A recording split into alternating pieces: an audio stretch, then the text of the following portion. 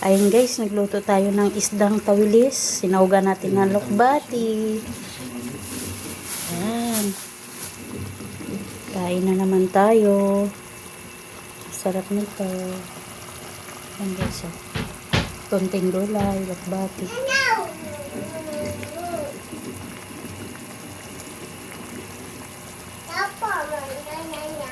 Yun. Ang sarap. Piprito nyo muna, tapos saka nyo itinula sa kung ano ang taste nyo isahog. Sa akin kasi guys, gulay na lokbati. Favorite ko kasi yun.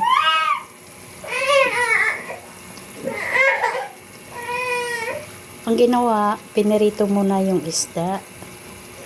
Saka lagyan ng alokbati. Thank you for watching. See you.